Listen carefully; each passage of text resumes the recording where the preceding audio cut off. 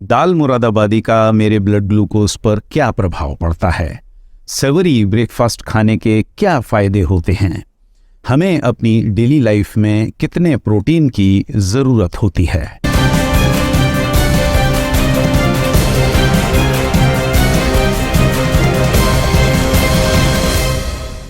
Hello and welcome to nourishing काका।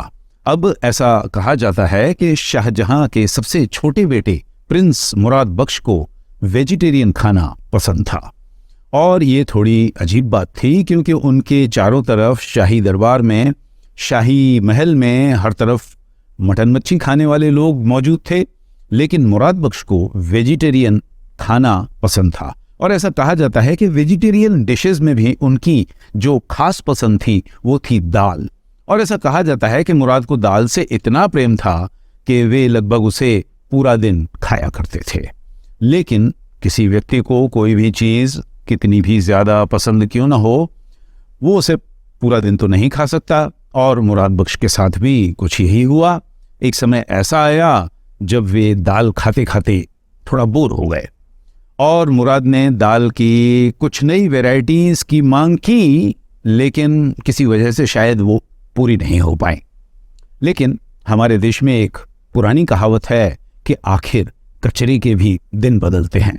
तो यहाँ तो मुराद भाई एक प्रिंस थे, तो आखिर एक दिन मुराद भाई की तकदीर ने भी पलटा खाया। उन्हें एक बड़ी जागीर का इंडिपेंडेंट चार्ज दिया गया। और जब मुराद बख्श ने उस जागीर में अपना डेरा जमाया तो उसने सबसे पहला काम तो यही किया कि उस जागीर का नाम बदलकर मुरादाबाद रख दिया। और उसके बाद जो उसने दूसरा काम किया वो ये कि उसने अपने शाही शेफ्स को समन किया, बुलाया और कहा कि अब मेरे लिए कुछ नए टाइप की, नई स्टाइल की दालें बनाओ। वो जो तुम्हारी नॉर्मल बोरिंग सी ब्लेंड आगरा वाली दालें थी वो अब यहाँ पे मुरादाबाद में नहीं चलेंगी। प्रिंस का ऑर्डर मिलते ही शेफ लोग काम में लग गए और कई दिनों तक ये ट्रायल्स चलती रही। और उसके दौरान रसोइया ने अलग अलग तरह की दालों को अलग अलग तरह से पकाने की कोशिश की। उनमें नए नए इंग्रेडिएंट्स मिक्स करके नई नई रेसिपीज़ बनाने की कोशिश की गई।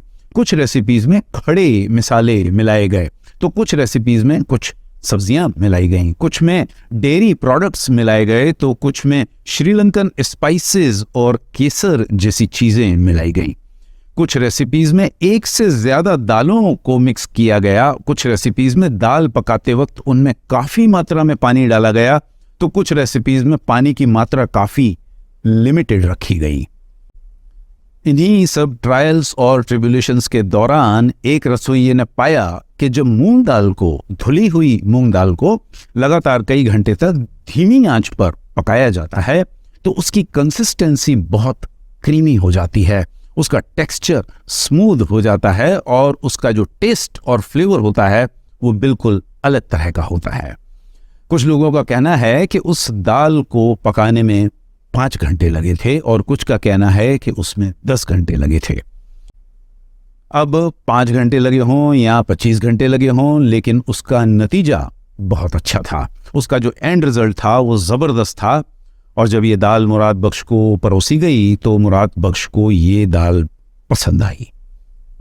मुराद बख्श को पसंद आने का एक कारण ये भी था कि इस बेसिक दाल की रेसिपी को कुछ थोड़ी सी नई चीज़ें मिलाकर हर बार पूरे दिन नए नए तरीके से पेश किया जा सकता था और हर दफ़े उसका टेस्ट थोड़ा सा अलग होता था, थोड़ा निराला होता था, लाजवाब होता था।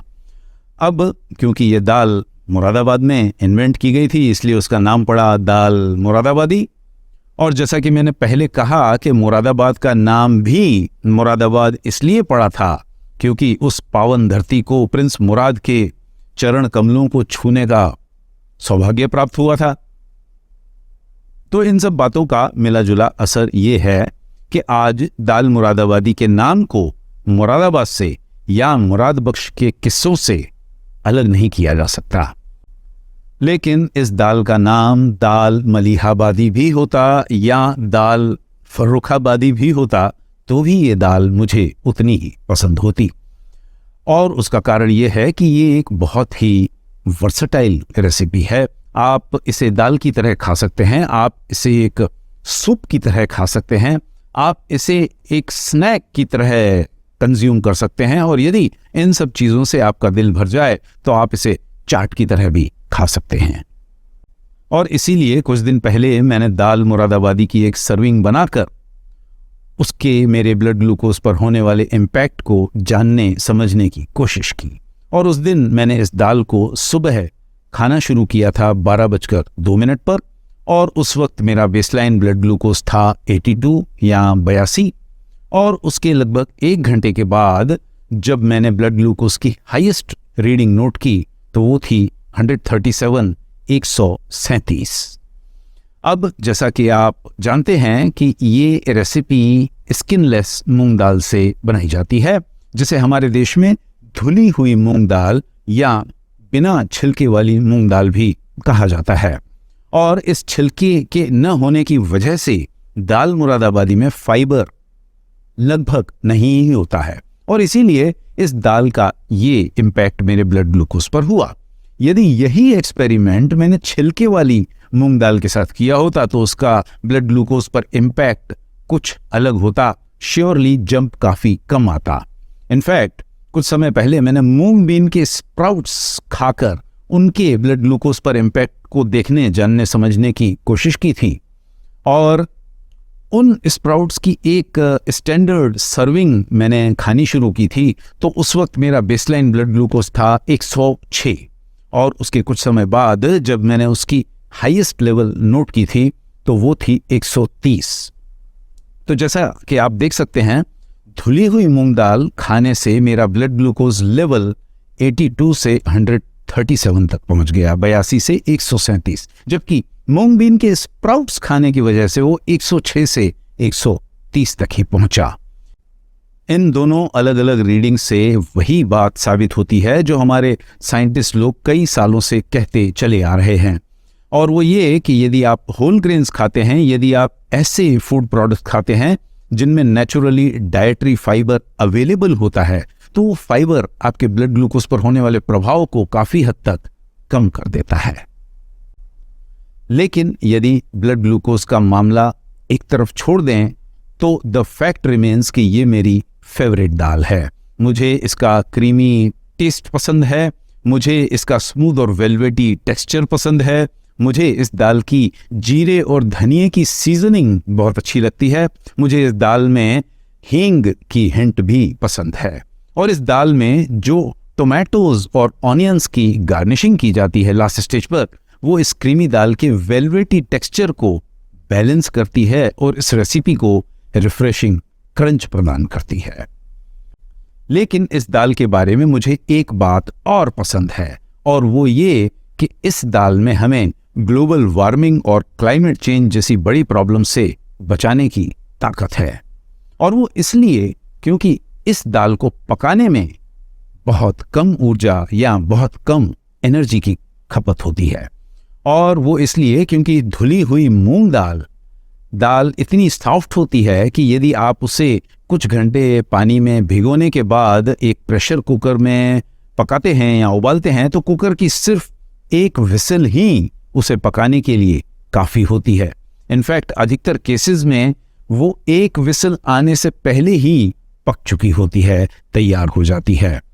इनफैक्ट इसी वजह से मेरे घर में इस दाल को दाल मुरादाबादी के नाम से नहीं जाना जाता, बल्कि इसका नाम है जीरो विसल दाल।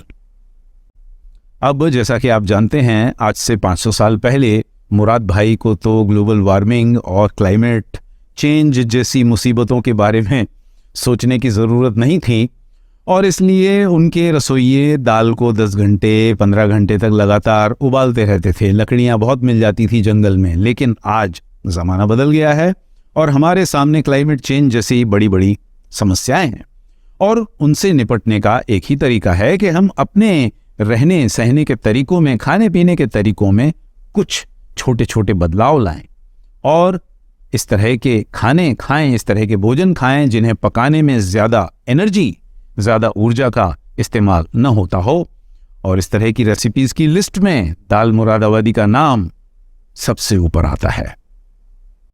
अब जहाँ तक ब्लड ग्लूकोज इम्पैक्ट का सवाल है, ये पूरी तरह से पॉसिबल है कि इस दाल का किसी अन्य व्यक्ति के ब्लड ग्लूकोज पर कुछ अलग तरह का प्रभाव हो। इनफैक्ट ये भी पॉसिबल है कि इसी दाल को अलग अलग दिनों में यदि मैं खाऊं तो मेरे अपने ब्लड ग्लूकोज पर भी कुछ अलग अलग तरह का प्रभाव हो। ये टोटली पॉसिबल है। हर व्यक्ति की फिजियोलॉजी अलग अलग है, हर व्यक्ति की फिजियोलॉजी अलग अलग दिनों पर कुछ अलग अलग होती है, उसमें छोटे मोटे बदलाव आते रहते हैं। लेकिन फिर भी आपको इस छोटे से एक्सपेरिमेंट से कुछ अंदाजा मिल जाता है कि इस रेसिपी का आपके ब्लड ग्लूकोज पर क्या प्रभाव पड़ सकता है या हो सकता है। अब जैसा कि मैंने पहले भी कहा कि दाल मुरादाबादी एक बहुत ही वर्सेटाइल रेसिपी है। ये एक ऐसी रेसिपी है जिसे आप कई तरीकों से बना सकते हैं और उसी के चलते ये दाल की एक ऐसी यूनिक रेसिपी है जिसे आप लंच और डिनर पर तो खैर खा ही सकते हैं, सब लोग खाते हैं, लेकिन इसके अलावा आप इसे नाश्ते पर भी खा सकते हैं, ब्रेकफास्ट और लंच के बीच में भी खा सकते हैं एज अ स्नैक, और लंच और डिनर के बीच में भी आप इसे खा सकते हैं एज ए आफ्टरनून स्नैक। दूसरे शब्दों में ये दाल खाने का एक बहुत ही टेस्टी तरीका है, बहुत ही नायाब तरीका है। Of course dal Moradabadi protein की सप्लाई अख्तियार करने का भी एक बहुत ही इंटरेस्टिंग तरीका है। जैसा कि आप जानते हैं कि हमें अपनी बॉडी वेट के हर 1 किलोग्राम के लिए एक दिन में कम से कम 1 ग्राम प्रोटीन खाने की ज़रूरत होती है, जिसका मतलब है कि यदि आपका वज़न 60 किलो है तो आपको कम से कम 60 ग्राम प्रोटीन प्रतिदिन खाना चाहिए। और जब आप इस तरह की दाल की एक स्टैंडर्ड सर्विंग खाते हैं, दाल मुरादाबादी की, जो कि काफ़ी क्रीमी होती है, काफ़ी डेंस या थिक होती है, जिसमें पानी ज़्यादा नहीं होता, तो उससे आपको लगभग 8 से 10 ग्राम प्रोटीन की प्राप्ति हो सकती है। और यदि आप इस दाल मुरादाबादी को या इस तरह की किसी अन्य दाल को ब्रेकफास्ट पर खाते हैं तो उससे आपको सुबह सवेरे प्रोटीन की एक अच्छी सप्लाई तो खैर मिलती ही है, लेकिन उसके साथ ही साथ आप कुछ मीठा खाने से भी बच जाते हैं। जैसा कि आप जानते हैं कि पिछले कुछ सालों में हमारे देश में मीठे ब्रेकफास्ट खाने की प्रक्रिया में बहुत बढ़ोतरी हुई है और आज ऐसे लाखों करोड़ों लोग हैं जो दूध में सुबह सवेरे कॉर्नफ्लेक्स या व्हीट फ्लेक्स या चॉकलेट पाउडर, ओट्स, शीरा, हलवा पूरी, इस तरह की चीज़ें खाते हैं। और जब आप इस तरह की चीज़ें सुबह नाश्ते पर खाते हैं तो सुबह सवेरे ही आपके ब्लड ग्लूकोज में एक बड़ा जंप आ जाता है। आपकी ब्लड ग्लूकोज लेवल थोड़ी ही देर में आसमान छूने लगती है, लेकिन उसके लगभग 1 घंटे बाद या 1.25 घंटे बाद या 1.5 घंटे बाद फिर वो जो ऊपर गई हुई लेवल होती है वो नीचे आ जाती है। इनफैक्ट उसमें क्रैश आ जाता है और उसके चलते फिर आप फिर से एक बार हंग्री फील करने लगते हैं और तब आपको फिर से कुछ भूख का एहसास होता है और आप कुछ नया खाने को ढूंढते हैं और उस वक्त आप कुछ गलत खा सकते हैं या कुछ एडिशनल खा सकते हैं। इस बात को मैंने अपने वेट लॉस कोर्स में भी काफ़ी डिटेल में कवर किया है, जिससे यदि आप एक्सप्लोर करना चाहते हैं तो उसकी लिंक आपको नीचे डिस्क्रिप्शन बॉक्स में मिल जाएगी।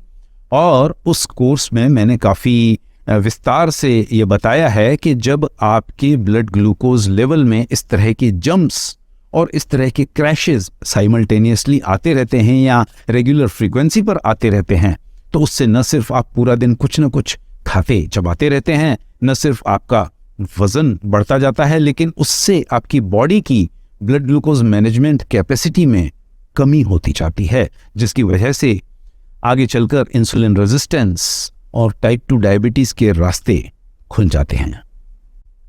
तो अंत में इस दाल को खाइए, प्रोटीन की सप्लाई भी प्राप्त कीजिए, इसके क्रीमी स्मूथ वेलवेटी टेक्सचर का आनंद उठाइए, इसकी गार्निशिंग के रिफ्रेशिंग क्रंच का मज़ा लीजिए, एक होममेड सेवरी ब्रेकफास्ट का या स्नैक के हेल्दी बेनिफिट्स को प्राप्त कीजिए और इस बात पर गर्व कीजिए कि आज आपने अपने घर में बैठे बैठे ही कुछ ऐसा किया जिसकी वजह से आपके आने वाली पुश्तों को ग्लोबल वार्मिंग और क्लाइमेट चेंज जैसी प्रॉब्लम से निपटने में कुछ आसानी होगी।